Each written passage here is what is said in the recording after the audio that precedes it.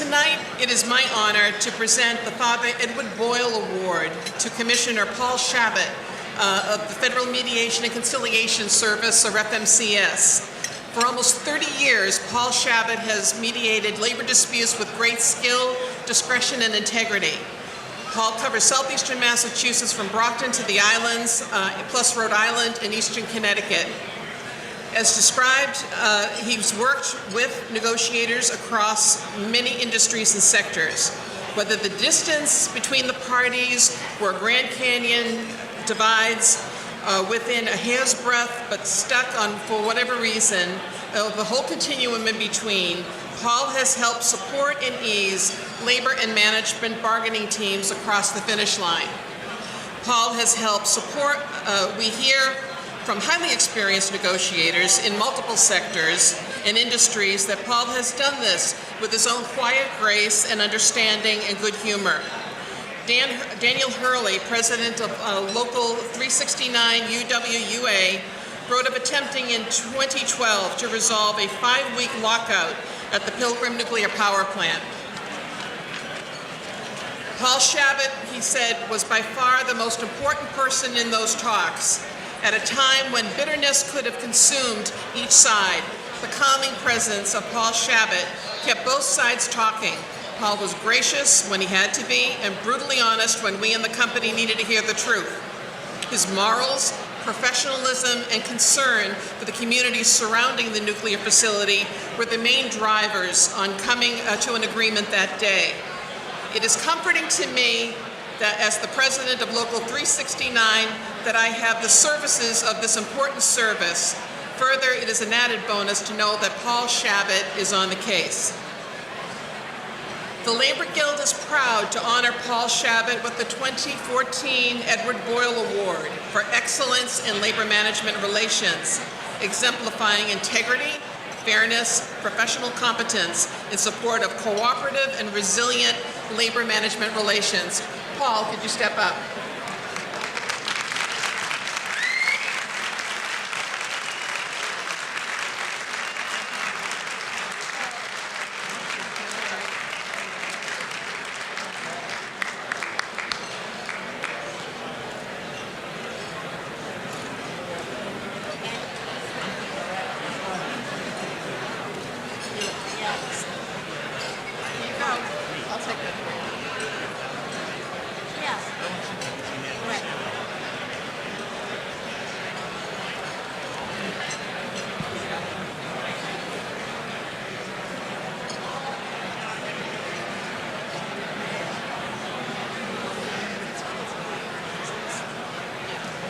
Distinguished co-chairs, head table guests, my fellow awardees, ladies and gentlemen, I'd like to begin my remarks tonight by quoting from the late Richard Cardinal Cushing on the occasion of the first Cushing Awards in 1967.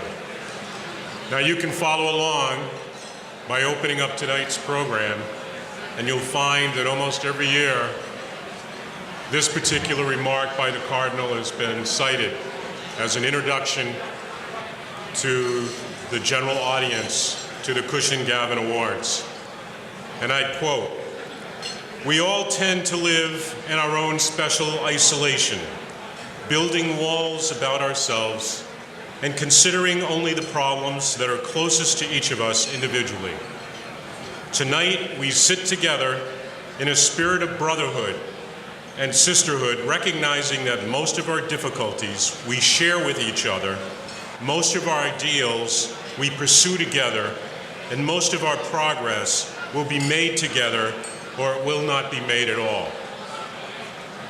It's a true testament to the work of Fathers Mortimer Gavin and Ed Boyle that one night per year for 48 years, labor and management have joined as one community to break bread and recognize their colleagues and counterparts for their work in the field of labor management relations.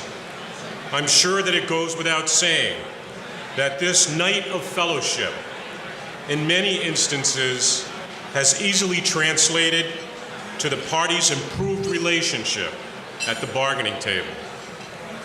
I would like to thank the selection committee for recognizing me with this award, as I am truly honored to receive the Reverend Edward J. Boyle Award, and I accept it with gratitude and a deep sense of humility. I am humbled first by the fact that this award is named for a gentleman who we long admired and respected, and yet who left us too soon. I first met Father Ed as a graduate student at the Labor Center at the University of Massachusetts some 40 years ago, where we were both working on our graduate degrees. We lost touch over time, and I was later reintroduced to his work at the Labor Guild through Professor Frank O'Brien, the director of the Quirk Institute of Industrial Relations at Providence College, who was a close personal friend of Father Ed. Being a friend of Frank's meant that it was often a rite of passage to attend various Cushing Gavin Awards, 25, Frank, I think, and counting. Also, spring community breakfast, and seminars often hosted by Father Ed at Boston College and other sites around the city. Whether it was from the altar of St. Cecilia's or as a moderator panelist at Boston College or the Fanning Conference at Providence College, Father Ed was driven by a mission to promote the message of social justice and support for the dignity of the working man and woman in this country.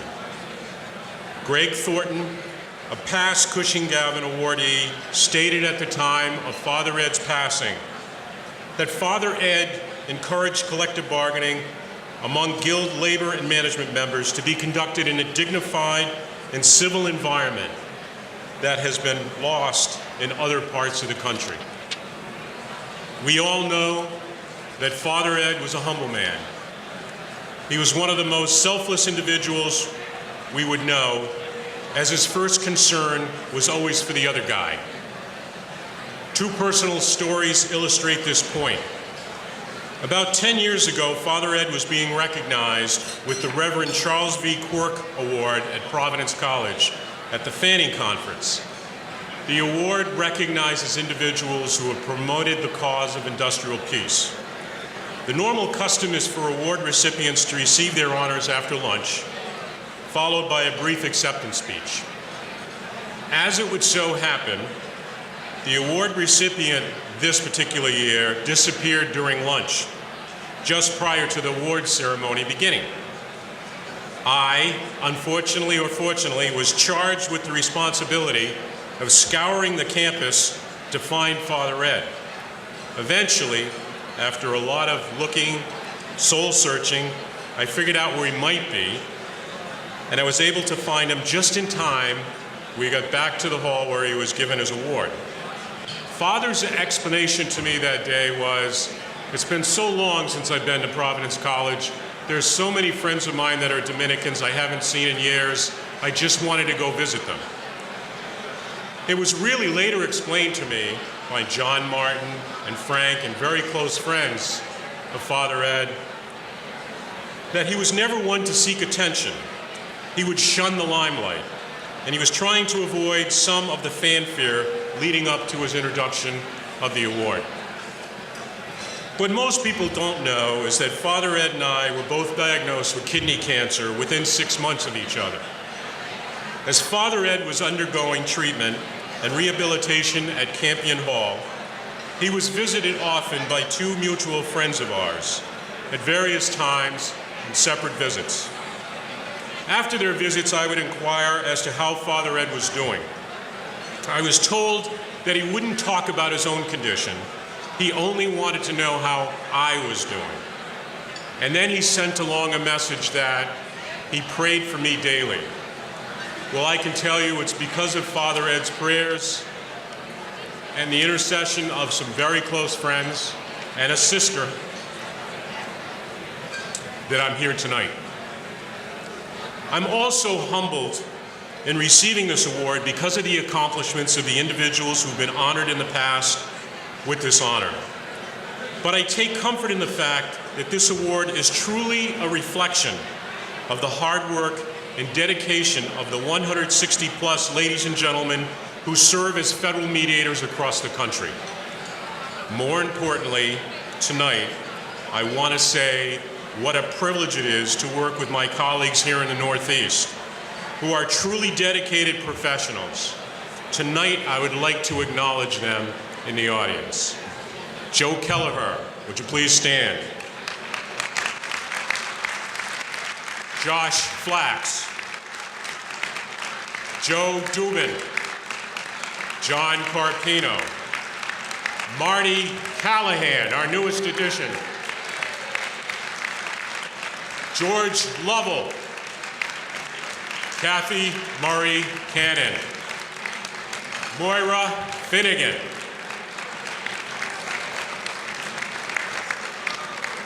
ladies and gentlemen, these talented individuals work tirelessly in assisting our labor management community in contract negotiations daily in virtual anonymity. The successful efforts of these mediators in the Northeast would not have been possible if not for the skilled leadership and direction of our Director of Mediation Services, John Sweeney, who unfortunately was not able to join us this evening, but wanted to send his best wishes to the Labor Guild. I'd also like to acknowledge several people that have been instrumental in my career. First of all, my two closest FMCS mentors, John Martin and Jerry Gomez.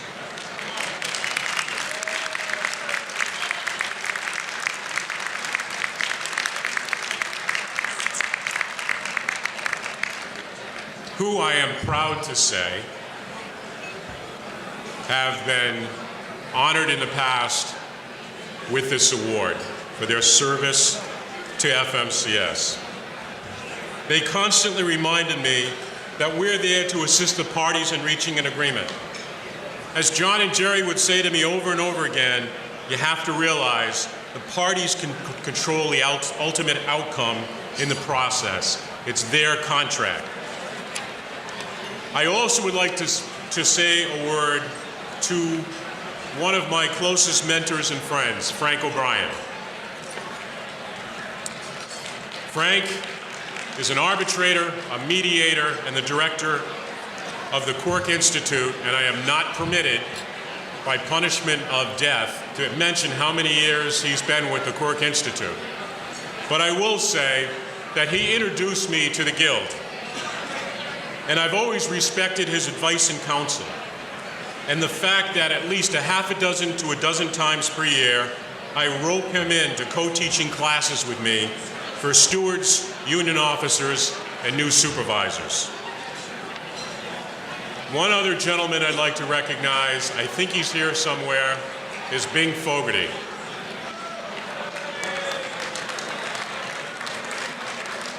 Are you out there?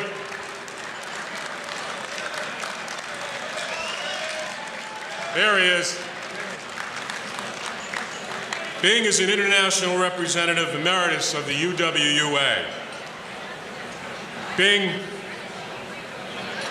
I'll always be indebted to you for your advice and direction when I went through a serious healthcare scare a few years ago. But I also think that my fellow awardee, Tom Ryan, would agree with me when I say that you taught all of us in the labor management community there is much to be gained for both parties in the collective bargaining process if the relationship of the principals is founded upon mutual trust and respect. I never met a man in my career of 31 years who has had so many solid friends from both sides of the bargaining table. To the labor management community of Massachusetts, our ability as mediators to assist you only works if our relationship is built on a climate of trust. I cherish the friendships that we've developed over the years. It's often been said that the courage is grace under pressure. I've been fortunate to meet many representatives from both sides of the table who exhibit true courage in the negotiations process dearly. Just as a footnote, over the years, John and I have talked about the people that you like to negotiate with. And John's definition is the folks that we like to negotiate with from both sides of the table are those people that you could say, let's go have a beer with them. And I have to tell you that I've met a lot of people that I'd like to have a beer with. Unfortunately, my wife won't let me enjoy that many beers. To my brothers and sisters, to my brother Steve and his wife Sue, to my sister Joan, to my sister Mary and her husband Brian, to my sister Shelley, or Michelle, and her daughter Caroline, to my former college roommate Noel Simpson and his wife Patty. It means so much to me to have you all here with me this evening for this honor. To my daughters Pam and her husband Craig, Lauren and her husband Steve, to my daughter Jen, you are my pride and joy. I love you all. Lastly, please bear with me as I'd like to dedicate this award to two individuals tonight. To my mother Elaine, who's here tonight. She's 87 years young.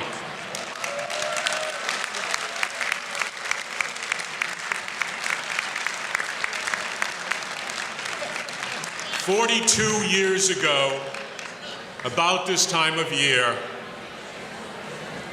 she became a widow at the age of 45 with 6 children. You went back to school to get recertified as an elementary school teacher, and you returned to the classroom to ensure that all your 6 children received college degrees. You instilled in all of us, the value of an education. Several of your children have gone on to graduate school, and 2 in particular have gone on to become medical doctors. Thank you, Mom. Lastly, to my wife.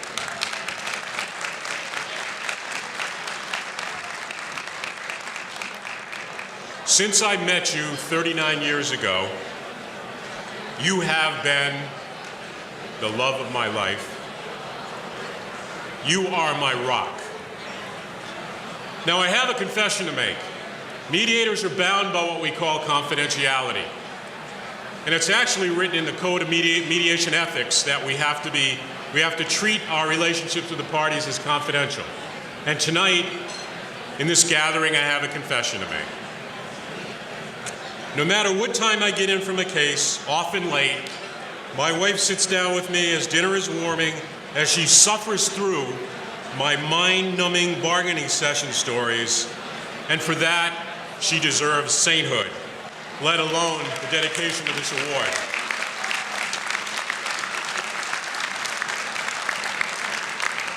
Ladies and gentlemen, to the officers and the staff of the Guild, particularly Allyson, Daniela, and Mary, thank you for this honor and recognition, as I will always cherish this award and the memories of this evening. Thank you.